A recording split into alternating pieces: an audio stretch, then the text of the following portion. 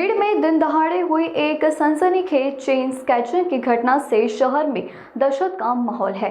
धुले सोलापुर राष्ट्रीय राजमार्ग पर गुरुकुल स्कूल के सामने एक डॉक्टर से करीब 6 तोले वजन की लगभग 2,60,000 रुपए कीमत की सोने की चेन 3 अज्ञात बदमाशों ने लूट ली।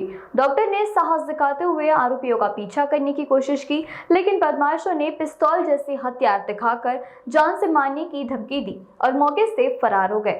घटना के विरोध में डॉक्टर का संगठन आक्रामक हो गया। आरोपियों की तत्काल गिरफ्तारी और राष्ट्रीय राजमार्ग पर सुरक्षा व्यवस्था मजबूत करने की मांग को लेकर डॉक्टरों ने आज पुलिस अधीक्षक से मुलाकात कर ज्ञापन सौंपा। फिलहाल बीड़ ग्रामीण पुलिस स्टेशन में 3 अज्ञात आरोपियों के खिलाफ मामला दर्ज कर लिया गया है और पुलिस आगे की जांच में जुटी हुई है। 24 तारखेला दुपारी मी व माझी पत्नी डॉक्टर सुहासिनी जाधव आम्ही दोघं टोयोटा शोरूमच्या नवीन गाडी घेण्यासाठी आम्ही गेलो असताना टू व्हीलरवर आम्ही वापस येताना करपरा नदीचा पूल आहे आणि गुरुकुल शाळेच्या तिथं सागाच्या झाडाच्या साईडला त्यांनी पाठीमागून हॉर्न वाजवला।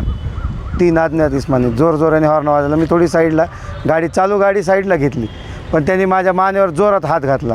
पण मला थोडासा प्रकार वेगळा वाटल्यामुळे मी त्याचा हात पकडला, पण त्यांनी काय केलं, आम्हाला पाडण्यासाठी गाडीला धक्का दिला आणि मॅडमलाही धक्का दिला। मॅडम खाली पडण्यात तेवढ्यात त्यांना सावरण्याच्या ह्याच्यात मी हात सुटला त्याचा चोराचा। त्यांनी मग दुसऱ्या वेळेस माझ्या गळ्यातली जोरात चेन ओढली, माझ्या मानेला झटका बसला, मॅडम खाली पडल्या आणि ते सोलापूर धुळे मार्गावरून आपल्या महालक्ष्मी चौकातून सरळ बायपासला निघून गेले। मी त्यांच्या पाठलाग केला, पण माझ्याकडे दुचाकी इलेक्ट्रिक असल्यामुळं मी त्यांचा जास्त लांबवर पाठलाग करू शकलो नाही। त्यांच्याकडे काळ्या कलरची गाडी होती, माझी एक 6.5 तोळ्याची चेन होती आणि ते 3 जण होते आणि त्याच्यातल्या मागच्या माणसाने मला गन दाखवली।